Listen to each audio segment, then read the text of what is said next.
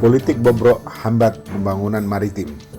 Mengenang pernyataan aktivis 66 yang bernama Su Ho Ki bahwa tugas kita selaku kaum muda adalah memberantas para generasi tua yang mengacau. Kita harus menekankan kepada rakyat bahwa dalam membangun negara maritim yang besar dan kuat, bangsa ini harus segera bangkit dan meninggalkan warisan berpolitikan yang bobrok. Sebut saja politik hitam, money politik, kleptokrasi, nepotisme, dinasti politik, politik kebohongan, politik pencitraan, politik rakus akan kekuasaan, dan lain sebagainya. Lantas bagaimana mengatasi ini semua? Menuju politik kemaritiman atau politik kelautan yang bernafaskan jati diri bangsa Indonesia. Menjelang pilkada dan pemilu, kita harus benar-benar meninggalkan proses perpolitikan bobrok bila ingin mengukir sejarah terhadap perpolitikan bangsa maritim. Dan harus benar-benar meninggalkan money politik, hoax, dan berbagai motif lainnya. Sebab hasilnya konsekuen dengan perpolitikan dan kemajuan bangsa di masa depan.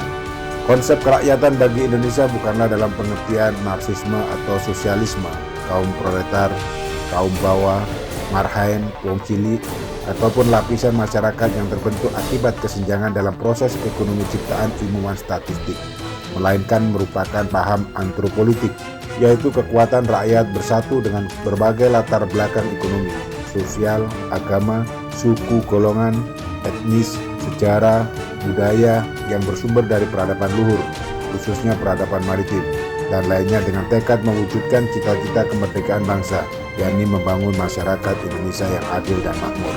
Dalam konteks NKRI, semua institusi demokrasi ini harus diantropolitikan. Hirupan nafasnya harus menghirup oksigen kelautan dulu. Pikirannya harus pikiran laut, telinganya harus telinga lautan, matanya, langkah kakinya, cita-cita sanubarinya. Elemen kelautan harus mendominasi GBHN maupun RPJMN, undang-undang atau regulasi. Ocean Policy, semua harus mengacu pada ekonomi kelautan, jangan terbalik. Kelautan hanya menjadi tempelan basa-basi, juga tidak bila hanya berhenti pada proyek-proyek fisik. Tujuan pokok perpolitikan antropolitik maritim adalah mewujudkan masyarakat Indonesia baru di abad 21, yaitu generasi Indonesia yang antokratis, mekar di tengah kemajemukannya. Pluralistiknya dikemas secara interintegratif dalam semangat Bhinneka Tunggal Ika, baik di dalam sistem politik pemerintahan dengan holistic maritime policy, sistem perekonomian maritim serta dalam strategi pembangunan maupun pertahanannya. Politik berkarakter maritim akan mendorong terciptanya pembangunan maritim dan membangun generasi Indonesia baru pluralistik yang terdapat dalam masyarakat adalah sebuah realita, bukan sebuah ancaman, malahan menjadi building block yang konkret dalam pembangunan civil society. Indonesia baru berlandaskan solidaritas otonom yang dikemas dalam: pertama, menjunjung tinggi nilai-nilai mulia keagamaan. Agama adalah sesuatu yang suci dan sakral karena ia berasal dari Tuhan. Dan janganlah merendahkan agama untuk menjadi sesuatu yang sepele seperti sistem politik. Sebagai bangsa bahari yang peradabannya luhur akan senantiasa menghormati dengan terus meningkatkan diri dalam ketaatan agamanya yang diterapkan dalam kancah politik negara. Kedua, menjunjung tinggi nilai-nilai murni kepancasilaan. Bangsa yang besar ini sedang mengalami krisis yang sudah akut, multikompleks dan multidimensi. Dibutuhkan jawaban yang tidak hanya sekedar jawaban politik biasa yang masih bersifat tambal sulam. Bobot krisis yang begitu luas cakupannya dalam penetrasinya hanya dapat dipecahkan melalui penjebolan dan penataan ulang secara mendasar sistem bernegara.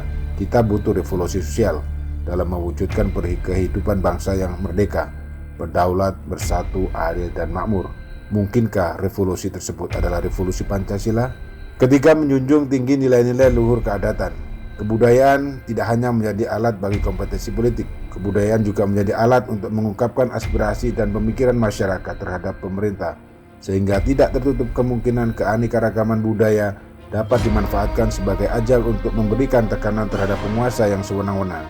Intinya adalah dalam peradaban bahari, menuntun kita bagaimana kita berpolitik dengan saling menjunjung tinggi dan saling menghormati adat dan budaya masing-masing.